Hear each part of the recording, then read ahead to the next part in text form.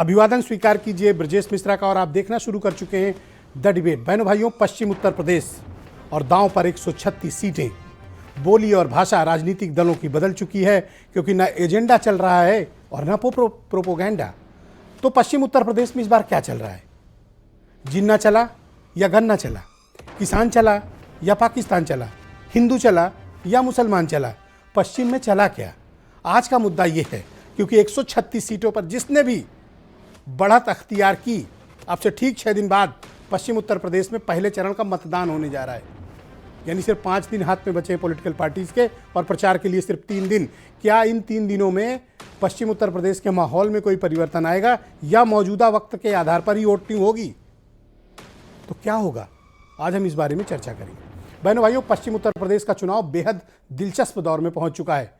मैंने इसके पूर्व के डिबेट में भी कहा था और आज फिर दोहरा रहा हूं कि इस बार न किसी का एजेंडा चल रहा है, न किसी का प्रोपेगेंडा चल रहा है। इस बार जनता का चुनाव है और जनता अपने मुद्दों पर खुद लॉक करके बैठी हुई है और जनता ये तय करेगी कि इस बार लखनऊ की गद्दी पर कौन बैठेगा।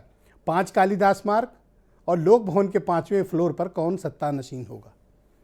पश्चिम उत्तर प्रदेश की राजनीति दरअसल पूरे यूपी की राजनीति को प्रभावित करती है क्योंकि यूपी में चुनाव हमेशा पश्चिम से शुरू होता है और पश्चिम से एक बार जिसका मोमेंटम बना, फिर बाकी उत्तर प्रदेश पर उसको कब्जा करने में बड़ी आसानी होती है क्योंकि वोटिंग पैटर्न से ये पता चल जाता है कि कौन सी पॉलिटिकल पार्टी लीड ले रही है। एग्जिट पोल भले ना आते हों, लेकिन एग्जिट पोल पॉलिटिकल पार्टियां अपने लिए कराती हैं और हवा पता चल जाती है कि रुख किधर है। तो अब से 4-5 दिन बाद होने वाले चुनाव से उत्तर प्रदेश की तकदीर तय होने वाली है कि यूपी इस बार किसके हाथ जाने वाला है। क्या बीजेपी अपना किला बचा पाएगी या समाजवादी पार्टी अपना किला वापस पाने में कामयाब होगी? क्या होगा उत्तर प्रदेश में? और इस बीच एक दूसरे को ललकारा जा रहा है, एक दूसरे को धमकाया जा रहा है, एक दूसरे को चेतावनी भी दी जा रही है। और कल असदुद्दीन ओवैसी पर तो हमला हुआ, उनकी गाड़ी को घेर कर फायरिंग की गई। कुछ बयान सुनिए आप।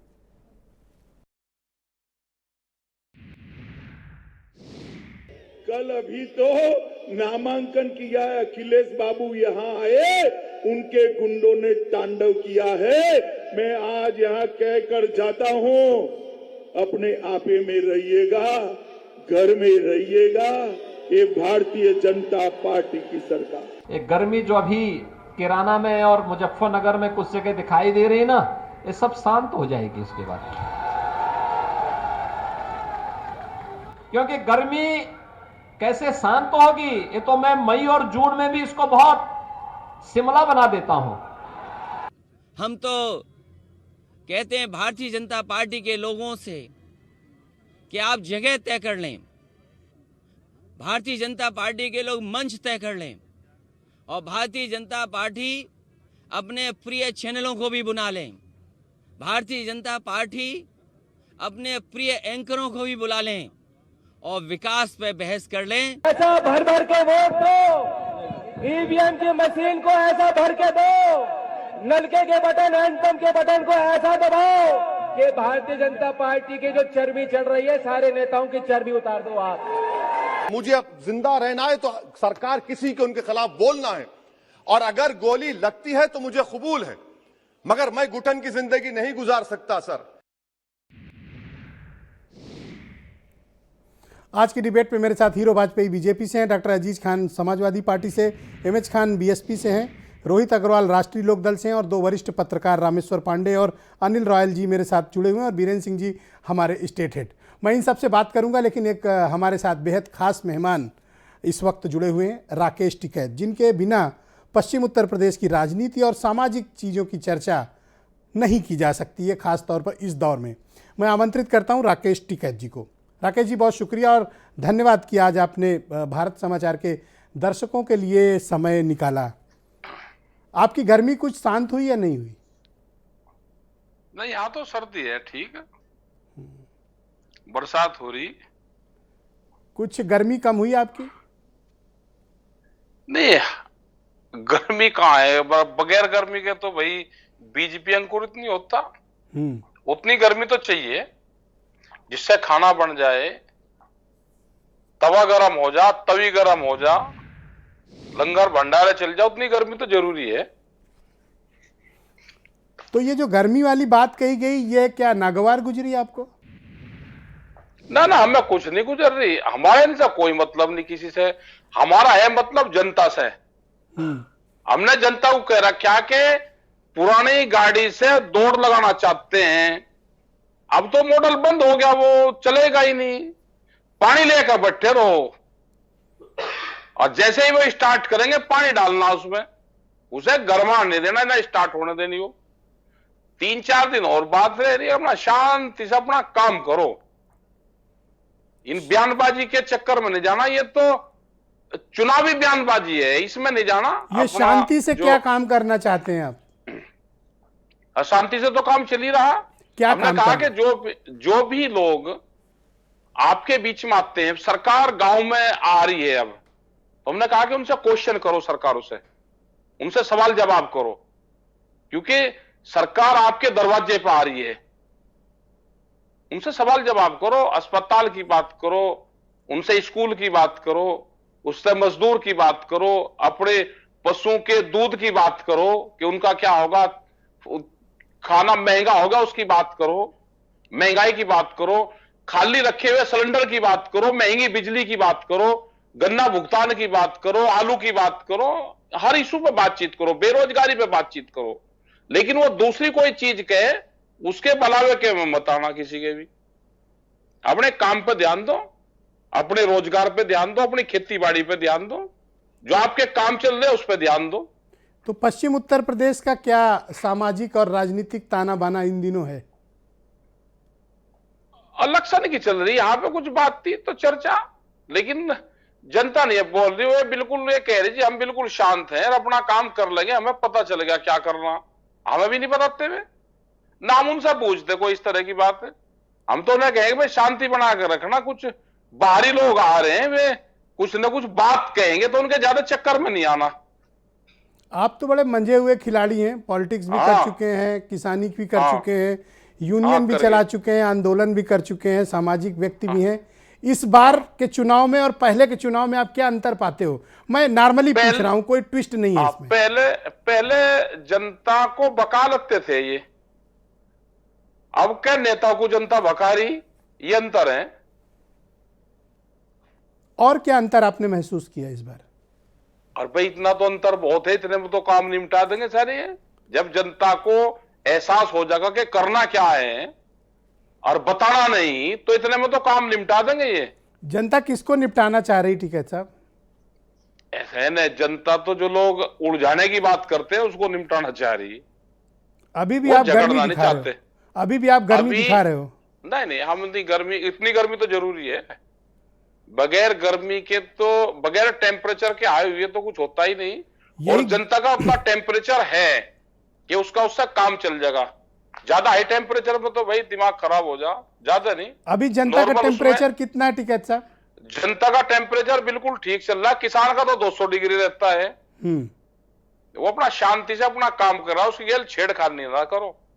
वो महंगी बिजली है, बहुत महंगी बिजली उत्तर प्रदेश में है, गन्नों का भुगतान भी नहीं है, फसलों के रेट भी उसके कम है, तो ये सारे सवाल उसके सामने हैं। सड़कें नहीं है, देश में बेरोजगारों की लाइन लगी हुई है, स्कूल बंद हो गए, लेकिन दूसरा इशू चल रहे हैं उस पर जनता जानने वाली है नहीं। कल हमला हुआ असदुद्दीन ओवैसी पे, हाँ जांच होनी चाहिए भाई, हमला क्यों हो गया, और उन्हीं की सरकार में रहते हुए उन पर हमला कैसे हो सकता है? उससे भी कोई फायदा है क्या? ओवैसी साहब तो बीस सरकार में नहीं है। नहीं, बी टीम है, कौन कह रहा नहीं है? कैसे, थोड़ा बताइए। नहीं, सब पता है। मुझे नहीं पता ना, आप ही बताओ। नहीं, सबको पता है जी, आपको भी पता है, सब पता है। पर किसी की गाड़ी, उनकी गाड़ी पर तो हमला हुआ, सीसीटीवी फुटेज है। हाँ, हमला हुआ, नीचे मारी गोली उसकी, बराबर मारी, वो तो पकड़े गए, उनका हो जाए भाई, पकड़े तो गए वे, दौड़ के पकड़ लिए, उनकी जांच होनी चाहिए कौन है। हमला तो किसी पे भी हो तो हमला तो गलत है, लेकिन उनकी सरकार पे हमला हो जाए तो ये तो गलत चीज है। नहीं, वो सरकार में थोड़ी ना है जी, वो सरकार में तो नहीं है ना। नहीं, उत्तर प्रदेश में तो है वे, उन्हें जिस गारंटी पर लिया गया था तो ये तो नहीं था कि हमला हो जाएगा। उन्हें तो सुरक्षा की जिम्मेदारी है भाई, बाहर से लोग आ रहे तो हर आदमी की सुरक्षा की जिम्मेदारी है। तो आपको कैसे पता कि उनको गारंटी दी गई थी कि यहाँ कुछ नहीं होगा? नहीं नहीं, तो ये तो सरकार कह रही कि यहाँ पूर्ण रूप से सुरक्षित है सब लोग। एक बाहरी आदमी यहाँ पे आया और वो बिल्कुल खुल के लगे हुए हैं अपने काम पे, और उसके बाद में भी हमले यहाँ पर अगर हो जाए तो गलत चीज तो है। क्या आपको लगता है कि पश्चिम उत्तर प्रदेश में 10, 14 और 23 वाले जो चुनाव हैं, मुद्दों से भटकाने की कोई कोशिश हो रही है? हाँ, कोशिश कर ले। ये भटकाने का भाई पॉलिटिकल आदमी का काम है कि देखो, देश में एक ही चीज पे काम हो रहा कि वोट कैसे मिलेगी। विकास पे काम नहीं है, एजुकेशन पे कोई काम नहीं है, किसी चीज पे कोई काम देश में हो ही नहीं रहा। वोट कैसे मिलेगी, मुझे वोट दे दो, वोट दे दो, मैं मर गया बगैर वोट के। इनके तो हालात खराब हो जाएंगे ना, वोट ना मिले तो इन्हें नींद नहीं आती है, रात 2-2 बजे जगा दे हमको भी। वोट चाहिए, वोट दे दो, बस और कुछ नहीं चाहता। नोट ले लो, मतलब नोट से महंगी वोट होगी, नोट ले लो, वोट दे दो। मतलब क्या बीमारी पाल दी भाई, क्या हो गया? सब भारत सरकार हमको 1 साल से नहीं मिली दिल्ली में, गांव गांव घूम रही है अब। मुख्यमंत्री क्या बात बताओ। मुख्यमंत्री का स्टेटमेंट आया है कि 10 मार्च के बाद कुछ लोगों की गर्मी खासतौर पर मुजफ्फरनगर, कैराना में शांत कर दी जाएगी। हाँ नहीं, बिल्कुल है उम्मीद कि लगेंगे उस काम पे, लेकिन दिल्ली वाले उनके भी उस्ताद हैं। आप वे कह रहे कि इसे बढ़ाना ही नहीं मुख्यमंत्री, या दूसरे को बढ़ाओगे किसी को। ये आपको कैसे पता है? और ये हमें भी पता भाई, इनके अंदर की बात हमको भी पता। कौन बताता है अंदर से आपको? अंदर बतावे, हमारे भी तो लोग, हमारी भी तो CID है जो इसके अंदर काम करे हैं। आप जासूसी कराते हैं? तो कह रहे हाँ जासूसी करावे हम। क्या फायदा ऐसा काम करके? अरे ये खामखा के बयानबाजी क्यों दे रहे? इनको करना ही नहीं चाहिए मुख्यमंत्री जी को इस तरह की बात।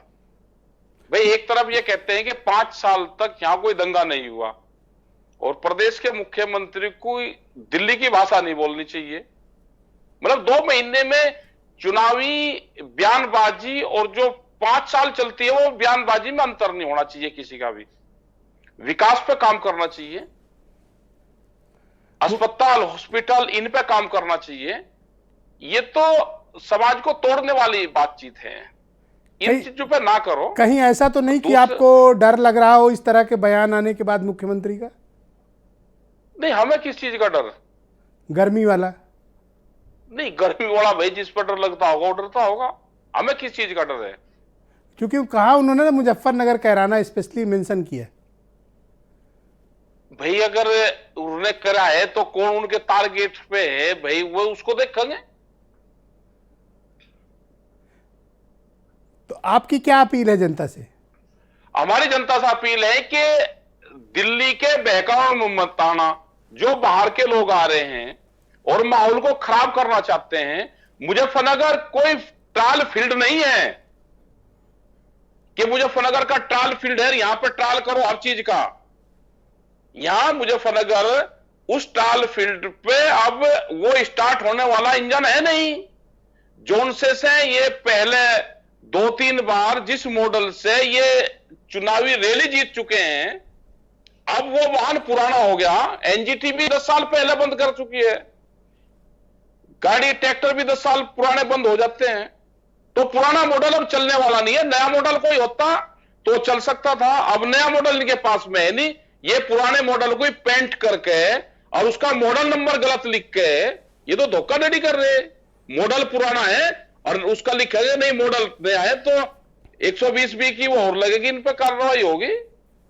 अब तो छेड़खानी करना, किसी सरकारी दस्तावेज में छेड़खानी करना, तो कोई ना कोई धारा उस पर जरूर लगती होगी। आपकी बातों से साफ हो गया है कि आपने बीजेपी के खिलाफ काफी माहौल बना रखा है वहां। हमने तो नाम लिया ही नहीं भाई, नाम बताओ किसका लिया? नहीं लिया, इसीलिए तो हमारी पूछ रहा हूं। लड़ाई है सरकार से, हमारा इशू है सरकार से, हमारा इशू है अजय टहनी से, हमारा इशू है 13 महीने दिल्ली में आंदोलन चला, सरकार ने हमारी बात नहीं मानी। हमारा इशू उनसे है, हम तो अपनी बात कह रहे जनता को। सरकार भी तो बीजेपी की ही है ना। ना सरकार तो नहीं बीजेपी की होती। सरकार अगर बीजेपी की होती तो वो बात मानते हैं। सरकार तो मोदी सरकार है, कंपनियां उसकी चलाती है, इनकी कहां सरकार है। तो आप वोट देने जाएंगे? हाँ, वोट देने जाएंगे। सबकी राय मशवरे से जाएंगे या अकेले जाएंगे?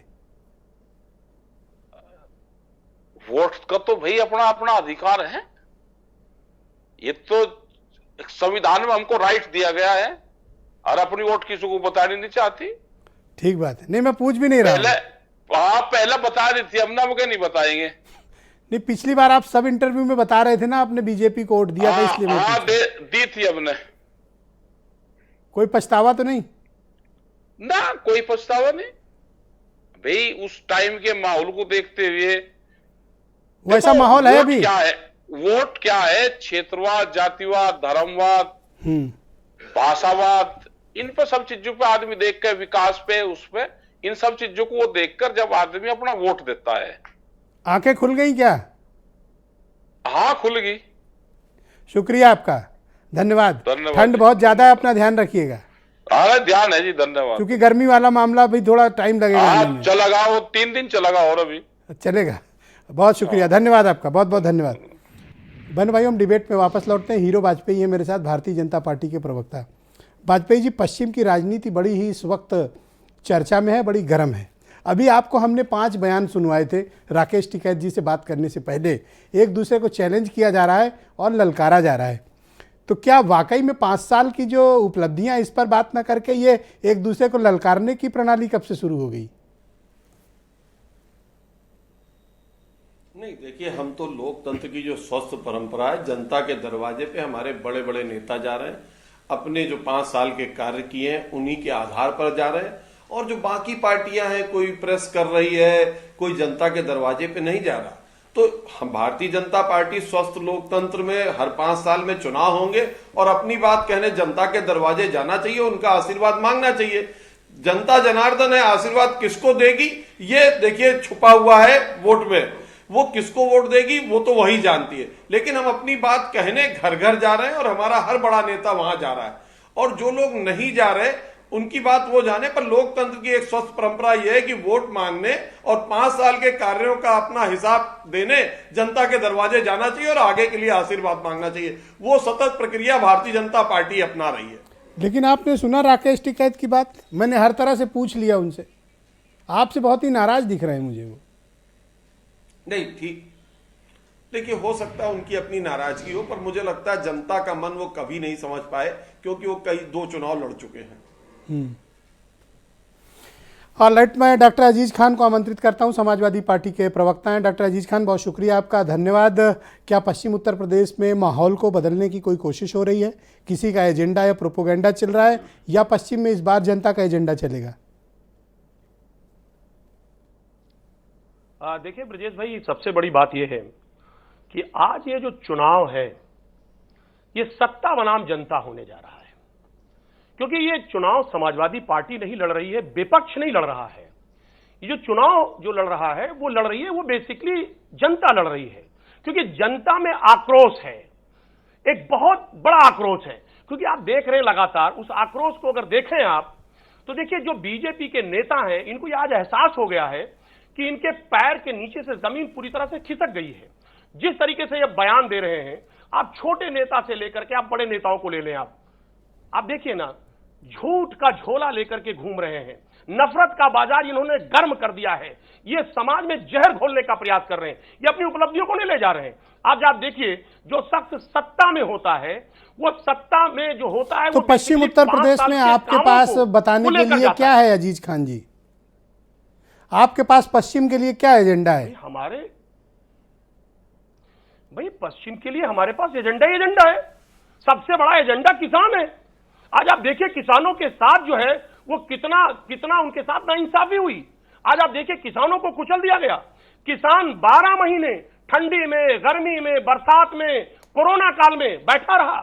उसको पता नहीं क्या क्या शब्दों से उसको सुशोभित किया गया। उसके कीले लगाई गई, कांटे लगाए गए। उनको खालिस्तानी, अफगानिस्तानी, पाकिस्तानी, पता नहीं किन किन शब्दों का इस्तेमाल उसके लिए किया गया। आप देखिए, लेकिन आप देखिए उसकी मांगों को नहीं माना गया। ऑलराइट, मेरे साथ इस वक्त रोहित अग्रवाल हैं, राष्ट्रीय लोकदल के प्रवक्ता, और doctor MH Khan, Bahujan Samaj party के राष्ट्रीय प्रवक्ता। खान साहब, बहुत शुक्रिया आपका। ये पश्चिम उत्तर प्रदेश में माहौल बदल रहा है, कुछ क्या ऐसा आपको महसूस हो रहा है? कल असदुद्दीन ओवैसी साहब जो आपके मित्र हैं उनके ऊपर अटैक भी हो गया। अब ये तो कानून व्यवस्था बताए ना भारतीय जनता पार्टी। कानून व्यवस्था अभी 20 दिन पहले ही तो हैंडओवर किया है चुनाव आयोग को। कानून व्यवस्था का ध्वस्त है, ये मालूम हो गया। और देखिए, किसानों की समस्या के बीच में जब आप पहुंचेंगे तब आपको पता चलेगा कि किसानों की क्या समस्या है। ये राकेश टिकैत खुल क्यों नहीं रहे थे? मैंने कोशिश तो बहुत की। नहीं सर जी, मैं सुन नहीं पाया, मैं जोड़ नहीं रह पाया था जी। लेकिन राकेश टिकैत से आप पूछ लेते कि गन्ने का दाम सबसे ज्यादा किसने बढ़ाया, तो वो नाम कुमारी मायावती जी का ले लेते। 2500 से 250 रुपया क्या बहन पहले गन्ने का दाम। उसके बाद उनके पिताजी लखनऊ में आए थे धरना प्रदर्शन करने। बहन जी ने कहा कि डेलीगेशन से मिले, कहने लगे कि जाइए आप घर, सुबह अखबार पढ़िएगा। तो 20 की जगह पे 40 रुपया गन्ने का दाम बढ़ाया बहन कुमारी मायावती जी ने। पश्चिम में क्या चल रहा है? कोई एजेंडा प्रोपेगेंडा चल रहा है या जनता अपना चुनाव खुद लड़ रही है? देखिए, जनता फैसला कर चुकी है। ये गर्मी और चर्बी और जनरेटर और फनेटर इस सब से डाइवर्जन की बात लोग कर रहे हैं। डाइवर्जन होने वाला नहीं है। महंगाई चरम सीमा पर है। नहीं, दो बयान और अमित शाह ने कहा अपने आपे में रहना, तो अखिलेश यादव ने कहा जहां कहो वहां आ जाऊं अपने लोगों को लेके। अब यही है, ये राजनीतिक दलों को लोगों की भाषा यही है। मतलब ऐसे पहले नहीं होता था, ये इस बार पता नहीं क्या हो रहा है। नहीं, इस बार हर आदमी हताश है, परेशान है। देखिए, वो कह रहे आपे में रहना, तो उन्होंने कहा जहां कहो वहां आ जाऊं। मतलब ये सब तो स्टूडेंट पॉलिटिक्स में चलता था, ये सब यहाँ सीरियस पॉलिटिक्स में कब से आ गया ये सब? नहीं, पॉलिटिक्स में ही नहीं था ये पॉलिटिक्स में ही नहीं था। पॉलिटिक्स तो सीजेंट पार्टीज हुआ करती थी, अपनी बात मुझसे करते थे और जनता के बीच में जाते थे और फिर शाम को बैठ कर चाय भी पीते थे। तो ऐसी राजनीति ऐसी हो गई कि गुंडागर्दी वाली राजनीति। बहन जी को कैसा रिस्पांस मिल रहा है? आजकल रैलियां संबोधित करने निकल पड़ी हैं। देखिए, आपने तो खुद ही चलाया है, पूरा रिस्पांस मिल रहा है। पूरा सिनेरियो बदल गया। जो लोग कह रहे थे बहन जी कहाँ है, बहन जी कहाँ है, आज देखिए यही बार बार रोहित पूछ रहे थे, मैं क्या तो बताऊं इनको, यही बार बार इनको, इन्हीं को फिक्र थी ज्यादा। जी, रोहित अग्रवाल जिसको फिक्र थी जी, उसकी फिक्र ज्यादा बढ़ गई अब, है ना? ज्यादा बढ़ गई। राष्ट्रीय लोकदल के प्रवक्ता जी रोहित अग्रवाल मेरे साथ मौजूद है। रोहित, बहुत स्वागत है आपका। इसके बाद मेरे पास दो बड़े एक्सपर्ट हैं, रामेश्वर पांडे जी और अनिल रायल जी। इन दोनों से जरा विस्तृत वार्ता करेंगे। आप मुझे बताइए कि भारतीय जनता पार्टी के नेता गांव-गांव जा रहे हैं, घर घर जा रहे हैं, गली गली जा रहे हैं, जैसा कि हमारे मित्र हीरो वाजपेयी जी ने दावा किया है। अब आप कहाँ हैं? आपने तो कहा था कि कोई जा नहीं सकता, ये तो घर घर जा रहे हैं। ब्रिजेश जी, आप तो ग्राउंड रिपोर्टिंग वाले पत्रकार हो, आप तो पूरी असलियत जानते हो। ये भारतीय हाईवे पार्टी हो चुकी है।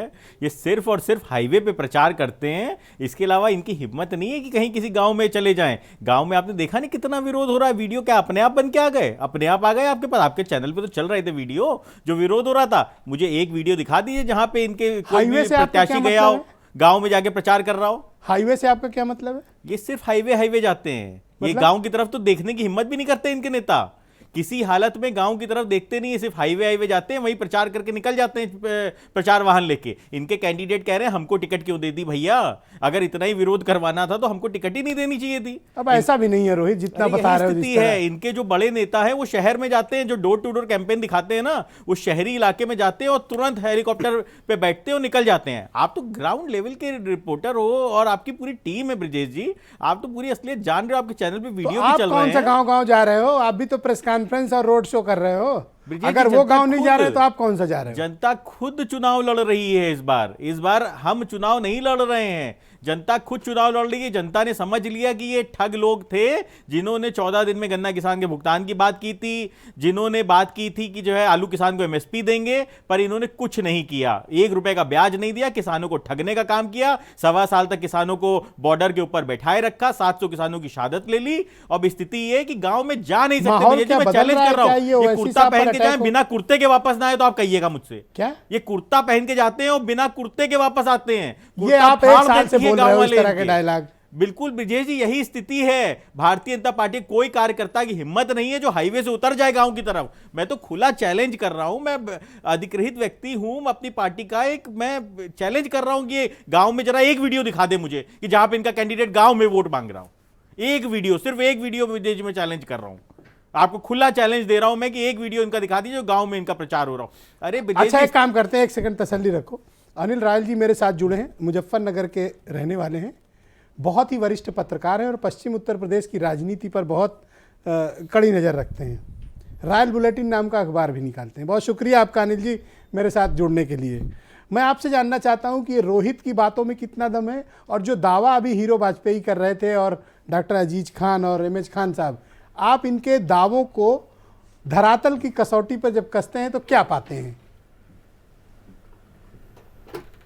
ब्रजेश जी, जो आज रोहित जी कह रहे हैं, आज इनका दिन है, इनका समय है, इनको ये कहने का अधिकार है। चूंकि जो धरातल की स्थिति है पिछले 2-3 दिन में निश्चित रूप से इनके लिए बहुत सुखदायक स्थिति है और इनका खुश होना स्वाभाविक है। जो पिछली विधानसभा में एक विधायक जीता था वो ही चला गया था, आज इनके काफ़ी दर्जनों की संख्या में विधायक जीत रहे हैं। यदि अप्रत्याशित रूप से इनका स्कोर अब तक का सबसे बड़ा स्कोर हो जाए तो आश्चर्य नहीं माना जाना चाहिए, परिवर्तन है। और गांव में देहात में भारतीय जनता पार्टी के पास एक कमिटेड बूथ का मैनेजमेंट है और विपक्ष के पास कुछ नहीं है। उसके बाद भी विपक्ष बहुत शानदार चुनाव में लौट रहा है, जिसकी वजह से रोहित जी की जो खुशी है। मुझे याद है 15 दिन पहले आप मेरे साथ डिबेट में सम्मिलित हुए थे, तब आपने आरएलडी और समाजवादी पार्टी को ये कहा था कि बीजेपी बहुत मजबूत है और आप लोग अभी उसको चैलेंज करने की स्थिति में नहीं है। आज 15 दिन के बाद आपके बयान में मैं परिवर्तन देख रहा हूं, क्यों? ब्रजेश जी, ये पिछले 3-4 दिन में परिवर्तन आया है।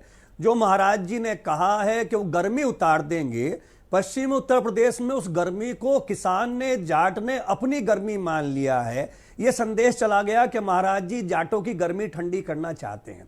ब्रजेश जी, हमारे यहाँ एक कहावत है, man minus mind is equal to Jat. Jat जो है, आप बुरा न माने तो मैं जानना चाहता हूं क्या आप भी जाट हैं? है। जी हाँ, मैं भी जाट हूं। जी जी, किसान भी हूं, जाट भी हूं। अब आप अपनी बात रखें जी। और मुझे हाँ, इसलिए नहीं ब्रजेश जी, मैं इसलिए नहीं कह रहा, मैं 3 दिन पहले तक, 1 हफ्ते पहले तक आपको बता रहा था भारतीय जनता पार्टी बहुत मजबूत स्थिति में है। लेकिन 2-3 दिन में परिवर्तन आया है। ग्रामीण क्षेत्रों में तो पहले ही भारतीय क्या जनता एक पार्टी बयान ने बीजेपी को इतना नुकसान कर दिया? सॉरी, मजबूत नहीं थी, गठबंधन मजबूत था। जी ब्रजेश जी, क्या एक बयान ने इतना नुकसान कर दिया, आप ये कहना चाहते हैं? जी हाँ, जी हाँ, जी हाँ। देखिए, राकेश टिकैत जी अभी आपके साथ थे। राकेश जी 28 जनवरी को जब दिल्ली में रोए थे, उससे पहले तक वहां कुछ लोग मौजूद थे, दर्जनों लोग मौजूद थे गाजीपुर बॉर्डर पर। राकेश जी का रोना लीजिए और रोने के बाद पश्चिम में उत्तेजना जागने लीजिए। 1 घंटे बाद वहां 15-20 हजार आदमी पहुंच गए थे। प्रदेश सरकार ने भी जो अपनी रिपोर्ट सौंपी थी उसमें लिखा था कि इस क्षेत्र में 1 घंटे में 15,000 लोग इकट्ठे हो जाते हैं किसान आंदोलन के लिए गाजीपुर में। मेरा दावा है कि 15,000 आदमी 1 घंटे में इकट्ठा होना सरकार के मानने से भी बहुत बड़ी सीमा है। और पश्चिम उत्तर प्रदेश में जाट तो पश्चिम के सिनेरियो में अभी आप किसको भारी पाते हैं? गुजर अब बहुत मजबूत टक्कर है। मैं गठबंधन को बहुत मजबूत स्थिति में मान रहा हूं। देखिए, पश्चिम उत्तर प्रदेश में जाट के अलावा गुजर बहुत बड़ा फैक्टर है ग्रामीण क्षेत्रों में। मृगांका जी के लिए कैराना में गुजर फूल पर था, तो गठबंधन में अतुल प्रधान के लिए सरधना के लिए आकर वो गठबंधन में था। बराबर में सोमेंद्र के लिए वो फूल पर था। मीरापुर में आने के बाद वो गठबंधन का था। लेकिन पश्चिम उत्तर प्रदेश में गुजर को भारतीय जनता पार्टी का बहुत मजबूत वोटर माना जा रहा था। पर आज की स्थिति यह है कि जेवर में वो लोकदल को वोट दे रहा है। राजकुमार भाटी बहुत मजबूती से चुनाव लड़ रहे हैं और पश्चिम उत्तर प्रदेश में गुजर का एक बहुत बड़ा वर्ग, जबकि 100% भाजपा का वोटर था, इसमें भी। पर आप मुझे बताओ, ये गुर्जरों के जो भगोड़ा प्रत्याशी थे, गुर्जर भगोड़ों को वोट क्यों देगा?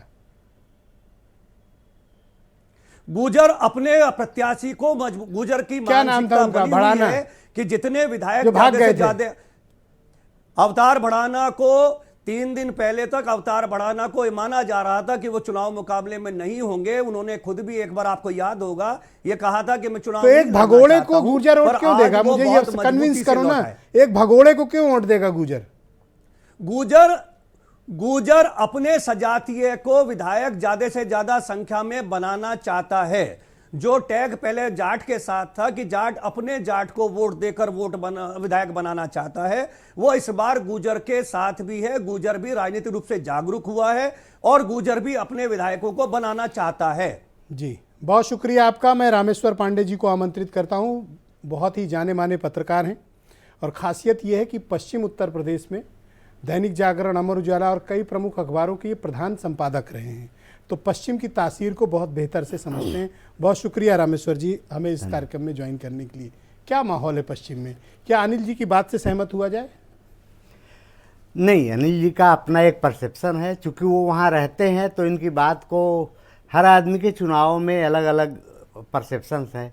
मैं पिछले चुनाव की बात करूँ 2017 में, तो सपा में मेरे बहुत सारे मित्र हैं और बहुत ईमानदारी से वो लहर देख रहे थे। बहुत सारे पत्रकार मित्र हैं पश्चिम में, वहाँ जितने संपादक हैं अमर उजाला में इस समय, जागरण में, सबसे मेरी बात हो रही है जी। तो परसेप्शंस अलग अलग हैं। देखिए, पश्चिम में ये सही है कि चौधरी चरण सिंह के समय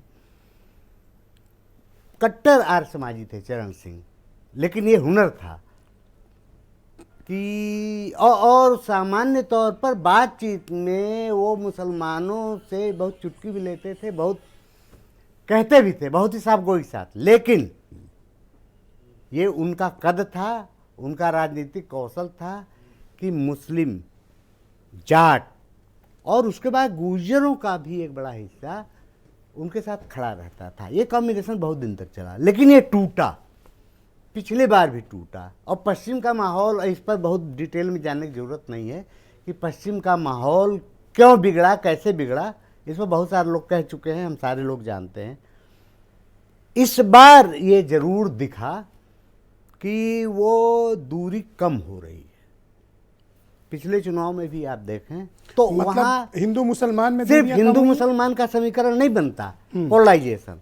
पश्चिम में जाट और नॉन जाट का भी पोलराइजेशन होता है। ओके। और जाट और नॉन जाट का पोलराइजेशन भी वो चुनाव नतीजों पर व्यापक प्रभाव डालता है। गुर्जर कहाँ जाएगा, जाट कहाँ जाएगा? अगर जाट एक साथ पोलराइज होने लगे तो काउंटर पोलराइजेशन हिंदू मुस्लिम से अलग भी होते हैं।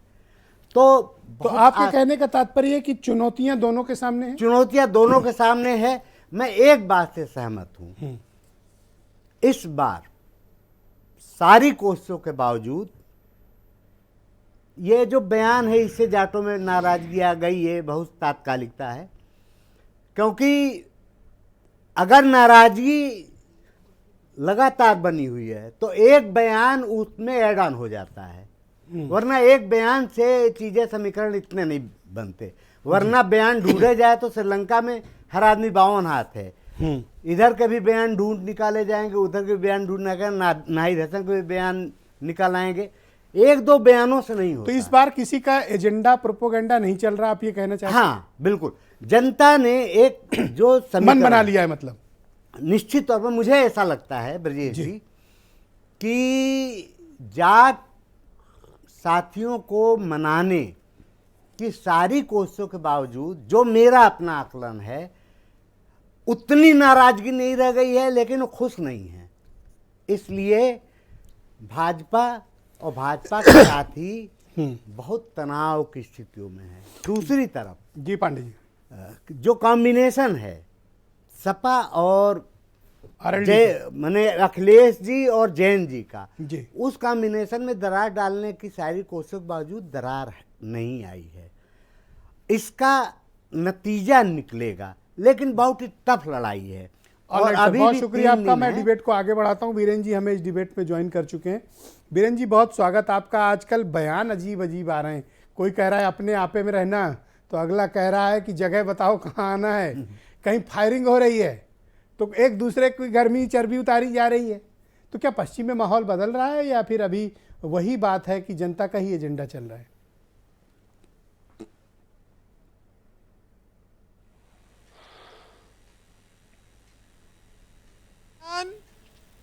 इसलिए भी आ रहे हैं कि ये चुनाव असल मुद्दों के बजाय दूसरे मुद्दों पे लड़े जा रहे हैं। बीजेपी के सामने चुनौती ये है कि वो अपने पुराने इतिहास को कैसे दोहराए। जो उसने बम्पर जीत पश्चिमी उत्तर प्रदेश में हासिल की थी वो मिलेगी कि नहीं मिलेगी।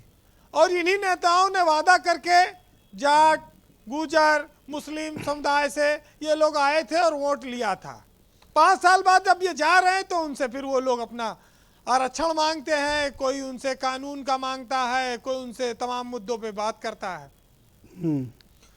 बातें चैलेंज की होती हैं, लेकिन ये नेता सब चुनाव के बाद, जीतने के बाद एक ही जगह तो जाके बैठते हैं, चाय पानी पीते हैं। ये तो खाली चुनावी चैलेंज है, ये सब खाली जनता लड़ेगी, इसमें नेता थोड़ी लड़ता है।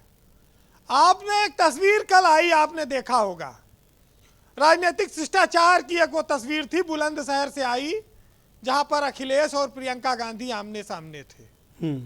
ये भी एक चुनाव प्रचार का एक हिस्सा है कि चाहे जितना माहौल में गर्मी हो, लेकिन जब सामने पड़ो तो शिष्टाचार बनाए रखो।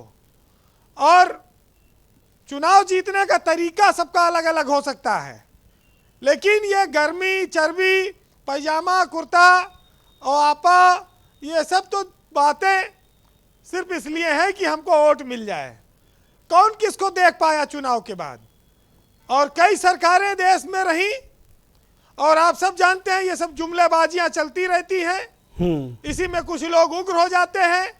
कल चाहते तो सपा और कांग्रेस वाले समर्थक भिड़ सकते थे, मारपीट कर सकते थे, लेकिन जब नेता ने नहीं उकसाया, नेता ही एक दूसरे के प्रति आदर भाव रखे, तो जनता ने, उनके समर्थक भी शांत रहे।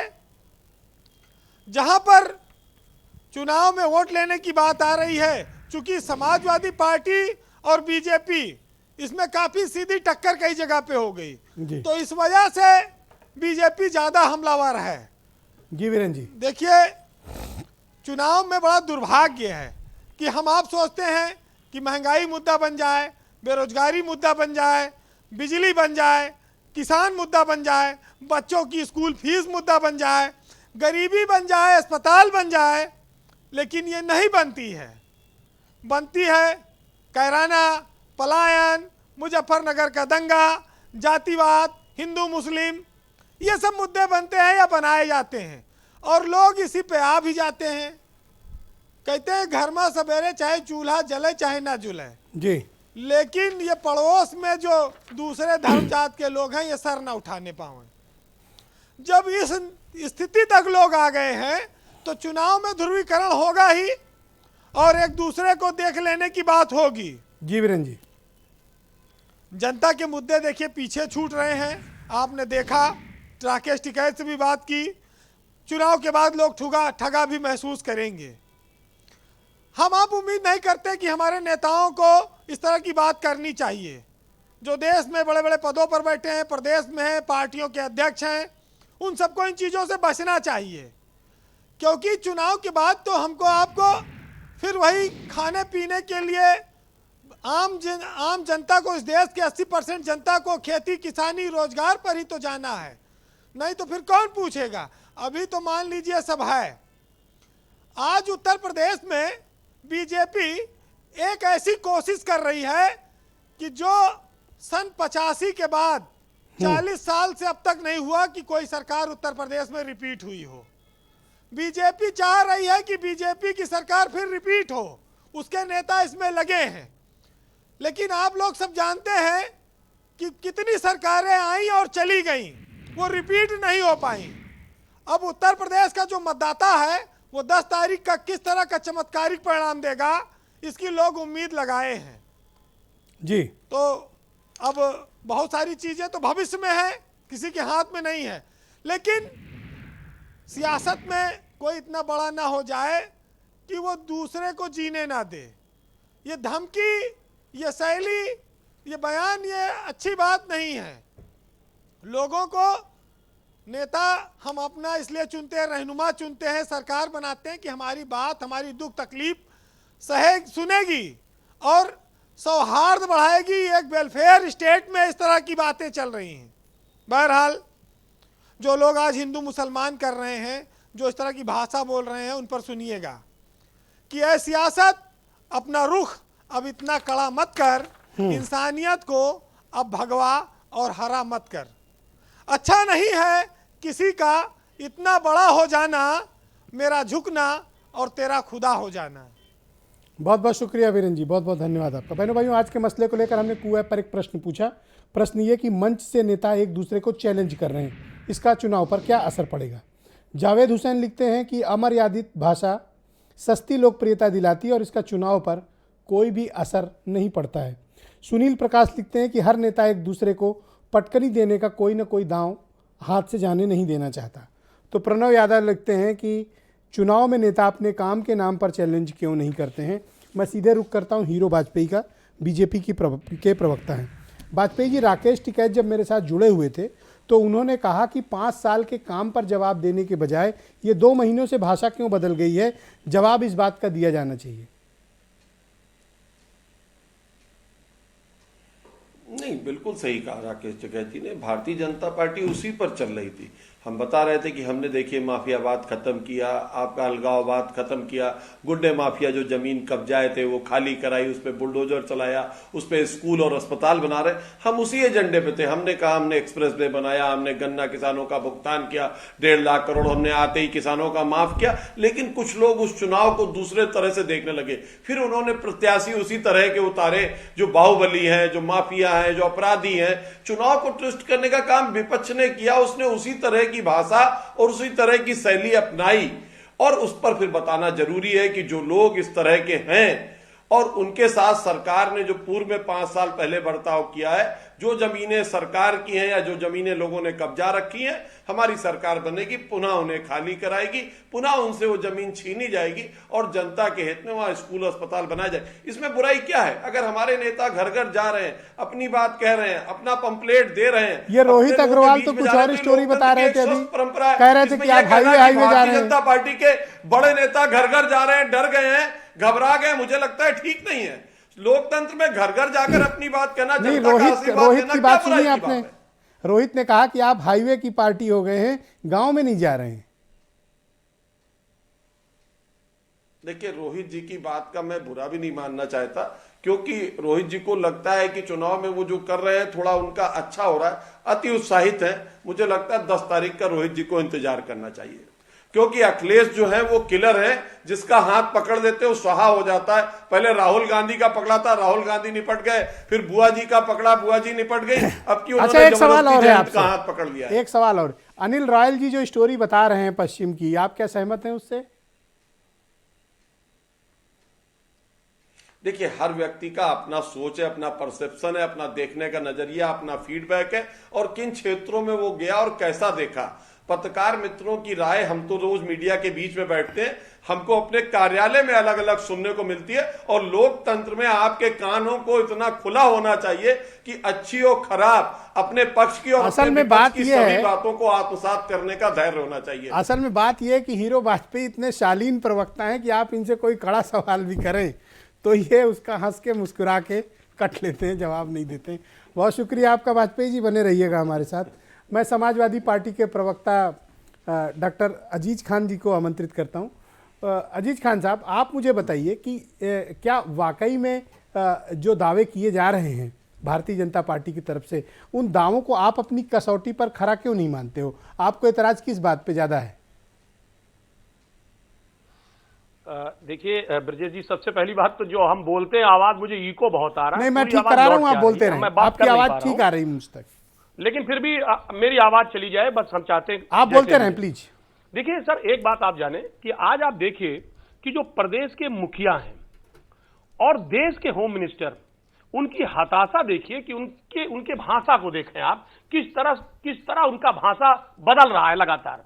अभी देखिए, चुनाव होने से पहले ही ये सरेंडर कर गए। अभी थोड़े दिन पहले होम मिनिस्टर साहब कह रहे थे कि साहब जयंत जी युवा हैं, हमारे साथ आ जाएं, भाई जब लाठियां चलवाई थी आपने, उनको मारने का प्लान बनाया था, हत्या करने तक का प्लान बनाया था, उस वक्त कहां गए थे आप? लेकिन आज आप देखिए, जब पैर के नीचे से जमीन खिसक गई तो उनको मिलाने की कोशिश कर रहे हैं। यानी इससे पता चलता है कि चुनाव लड़ने से पहले ही वो सरेंडर कर गए। उनको एहसास हो गया कि उत्तर प्रदेश में अब बीजेपी का सूपड़ा साफ होने वाला है, पहली बात। दूसरी तरफ आप देखें, ये चुनाव जो है, आप देख रहे हैं जिस तरीके से हमारे नेता निकल रहे हैं, जनता का जो उत्साह देखिए, किस तरह उत्साह है जनता में, ये देखने के लायक बन रहा है। इसलिए क्योंकि जनता को यह एहसास हो रहा था कि जो 5 साल का वक्त बीता है, 5 साल जनता अपने आप को बंधक महसूस कर रही थी। उसको लग रहा है कि अब हम आजाद होने का मुझे वक्त आ गया और अब मुझे अब आजाद होना ही होना है। इसलिए उस आजादी के जश्न के लिए समाजवादी पार्टी। थैंक यू, शुक्रिया आपका अजीज भाई, बहुत धन्यवाद। मैं एमएच खान साहब को बीएसपी से आमंत्रित करता हूं। खान साहब, ये लोग कुछ और ही स्टोरी सुना रहे हैं, आपका तो जिक्र ही नहीं कर रहे। नहीं, विडंबना है। अभी जो हमने सवाल किया, जो गन्ने का भुगतान का किसी के जबान पर नहीं आया। 22% वोट बैंक वाली पार्टी को भूल गई ये लोग दोनों। सोच लीजिए आप, जो हमने अभी इनको फैक्ट बताया, पत्रकार बंधु लोग हैं, किसी पत्रकार बंधु के मुंह से नहीं निकला कि हाँ बहन कुमारी मायावती जी ने गन्ने का मूल्य बढ़ाया। तो हकीकत तो सामने आपके है। हमको इग्नोर कर दे, इन लोगों से हमसे कोई लेना देना है, हमको जनता से लेना है। ये आपको इग्नोर कर क्यों रहे हैं? चक्कर क्या है? ये कर रहे हैं, इनका ये अभियान क्यों कर रहे हैं इग्नोर? ये कैसे कर रहे हैं, हम इन पे लांछन नहीं लगा सकते।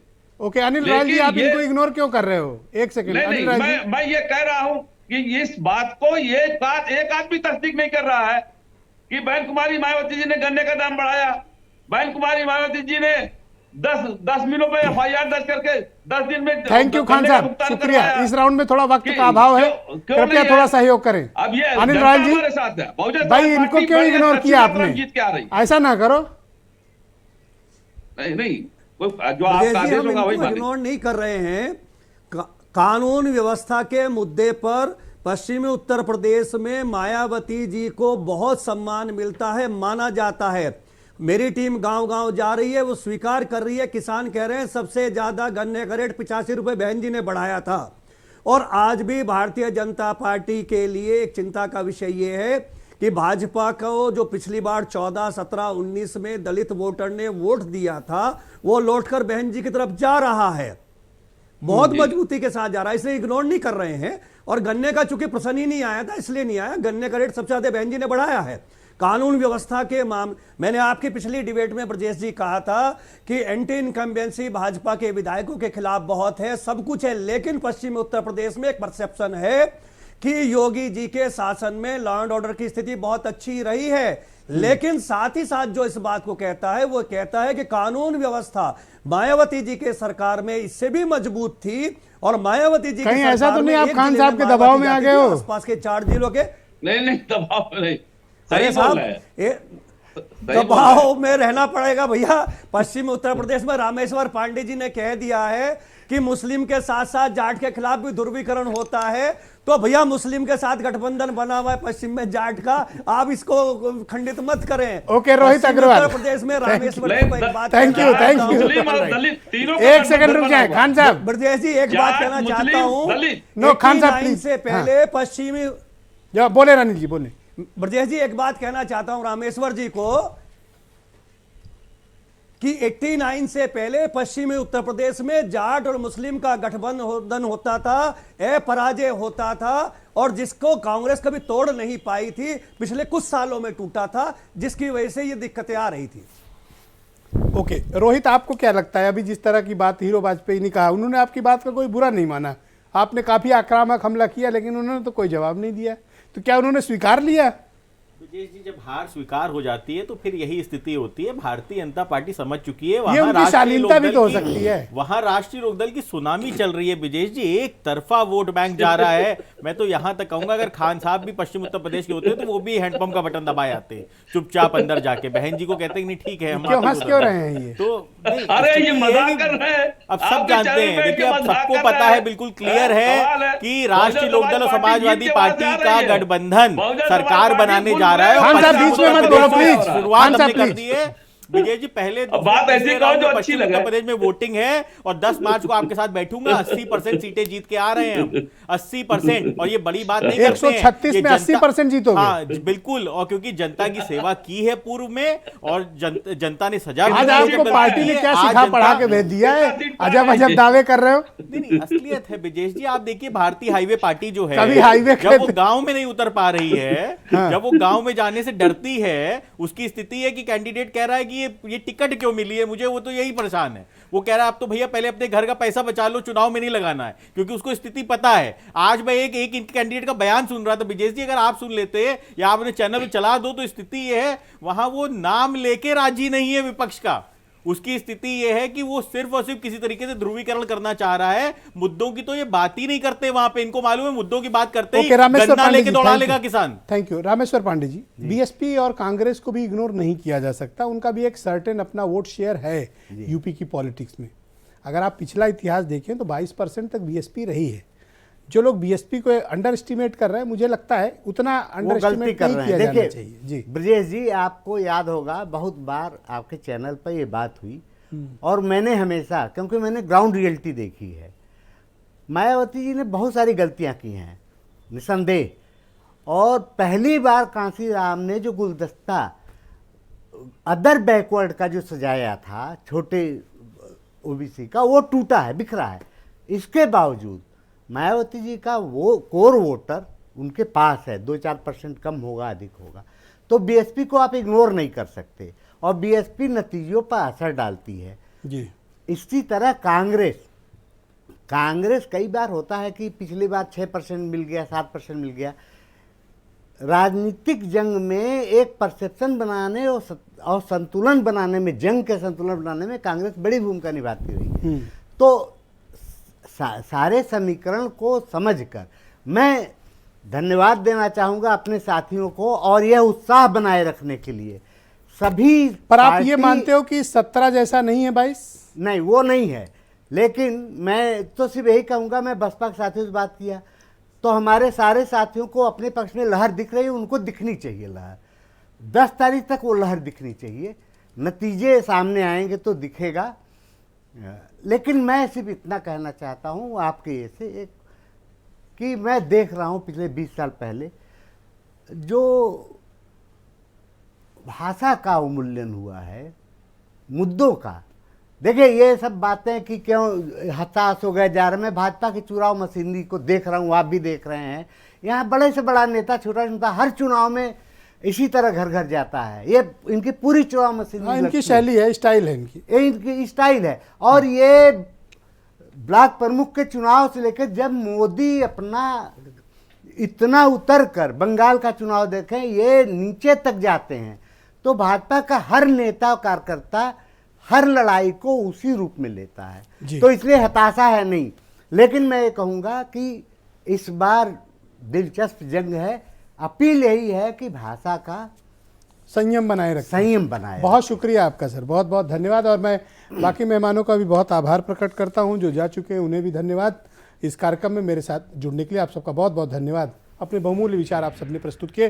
बहनों भाइयों, आप सबका भी बहुत बहुत शुक्रिया। जाते वक्त आपको याद दिलाना चाहता हूं कि कोरोना तेज़ी से फैल रहा है, मास्क लगाइए, सैनिटाइजर का इस्तेमाल करिए, सोशल फिजिकल डिस्टेंसिंग का पालन करिए, कोविड एप्रोप्रिएट बिहेवियर करिए। कोशिश करिए कि पॉलिटिकल पार्टी किसी की भी रैली में ना जाइए, क्योंकि अगर आपको कोरोना हुआ तो आपको बचाने कोई नहीं आएगा। आपको अपने बचाव खुद करना है, अपना ध्यान खुद रखना है, बहुत ज़रूरी होने पर ही घरों से निकलना है। धन्यवाद, नमस्कार।